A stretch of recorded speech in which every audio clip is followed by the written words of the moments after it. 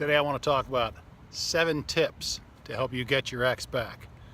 Hey folks, I am Jim Miller, helping you find and keep the love of your life and write a better love story. Going to ask, if you're new to the channel, smash that subscribe button. Should be right over in this ballpark somewhere. When you do that, tick the bell icon. That way you're notified when I upload new content. Also, I would ask you to give me a thumbs up. If you like what I have to say, leave a comment down below. I would certainly appreciate it. But let's get into the content. These are 7 tips to help you get your ex back.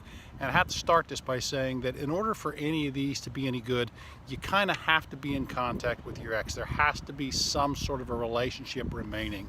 If you hate each other, you're just not talking to each other, some of these things may take a little bit of time, but bear with me because I think these will be helpful. And before we get into that as well, you need to know, is it what you really want? Is getting your ex back what you really want? I mean, do you really want this person because you miss their heart, their soul, their love, or just because you can't have what you don't have anymore, because you want what you don't have anymore? There's a difference there.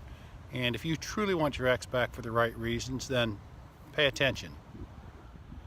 Tip number 1 is to maintain your dignity. What do I mean by that? Well, a lot of things. Number 1, maintain your dignity. First of all, don't beg, don't plead. It just makes you look desperate, makes you look clingy, and your ex can probably lose some respect for you. I mean, some of us have, well, maybe I have anyway, we want to jump in and apologize for everything. We want to promise the world to try and make things right. We can't always do that. Maintain your dignity. Don't beg and don't plead. Also, don't go out and date a bunch of other people. See this more so with guys that just go out and sleep with a bunch of women and stuff like that. Maintain your dignity. Stay single. Stay true to yourself. Tip number 2, apologize to your ex if need be. If you've done something that you need to apologize to your ex, go ahead and apologize to them. Don't grovel again. Don't grovel and beg. But if you've actually made mistakes and there's something that you have done wrong, go ahead and apologize. Swallow your pride for a few minutes and go ahead and apologize to your ex. Now, if you've cheated on them or something like that, don't expect them to just forgive you immediately, or maybe not ever.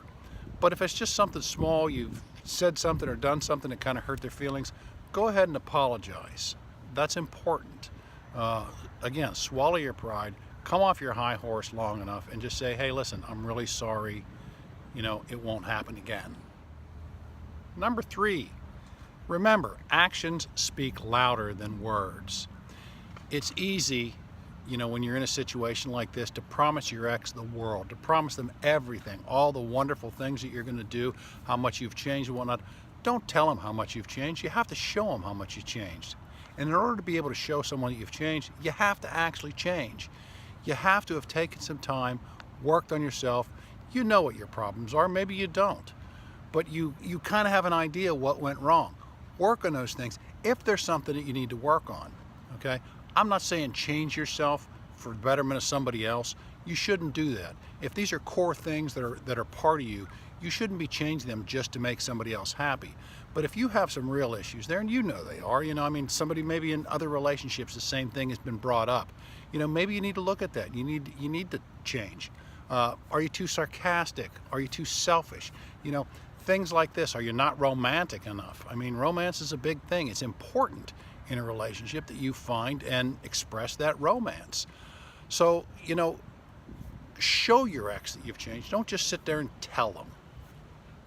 Tip number 4, emotional blackmail never works.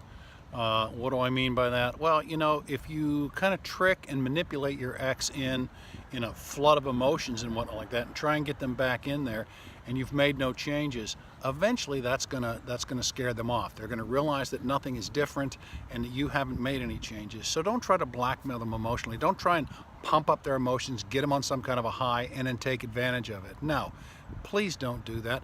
This will backfire. I've seen it backfire many times. That kind of goes hand in hand with tip number 6, which is stop playing games. So many of us, myself included, play games when it comes to this. Don't be posting a bunch of pictures of you with other people to try and make your ex jealous, to try and make them realize that, you had a good thing and now you don't have this good thing anymore. Don't play games with them. Be honest, be open, be upfront. If you are dating other people, don't throw that in their face. Don't rub that in their face. You know, there's nothing worse than that. You go out and get into a rebound relationship and then rub their nose in it. Because chances are what you're going to do is you're going to end up hurting them and you're going to piss them off and probably send them running the other way. Tip 6, romance your way back in. Now, if handled incorrectly, this looks very manipulative, but if you handle it correctly, it doesn't look manipulative, and it's not manipulative. You know, you love this person. If you truly love this person, you know, send them a gift, maybe a small gift, something, a token, a reminder of better times. You know, maybe send them a nice, sincere love letter. Don't pour your heart out into it and whatnot like that, but just be nice. The little, small, thoughtful things, the romantic things. Again, you have to be in a situation where this is appropriate, because if you're not talking to each other and the last thing you saw was your stuff flying out in the front yard, yeah, you're probably not about to be writing love letters. But kind of keep romance alive. Romance, be flirtatious if the relationship is to that point, you know. Romance back your ex. Number 7, this is a big one, folks. Let go of the past. You know, we all have made mistakes in the past. We've all had problems when it comes to relationships and whatnot. Let go of the past. Your ex has made mistakes. You've made mistakes. You need to be able to work through those. You need to be able to let them go. Okay? Now, again, if there was infidelity, cheating, something like that, that may be a little difficult to let go of, and you may be in the wrong relationship if you can't let go of it. If your ex did that, if you did that to your ex, you know, she or he may not be able to let that go. You have to understand that, okay? But you have to let go of the past as best that you can. Remember, folks, you're going to be fine no matter what. Whether you get your ex back, you don't get your ex back. It's going to hurt. It's not going to be fun, but you will be fine eventually. Remember that. And if getting your ex back means that they're not willing to meet you halfway, maybe they're not the right person for you. You can only do so much. You can take care of your side of the street, you can clean up your act, you can change yourself, but you can't do anything on their behalf. And if they're not willing to put the work into the relationship and into salvaging what is remaining, then maybe they're just not the person for you. You have to think about that. Anyway, folks, Jim Miller, helping you find and keep the love of your life. Write a Better Love Story. Going to ask you to check the description down below. A couple of free ebooks that I give away. My personal email address is down there. And if there's something you want me to talk about, leave a comment down below. I sent out an email a while ago and I asked people to respond to their biggest relationship challenge. And I'm still kind of compiling those and working through them. I've done a couple of videos on those. But I just wanted to reach out and touch base with you here today.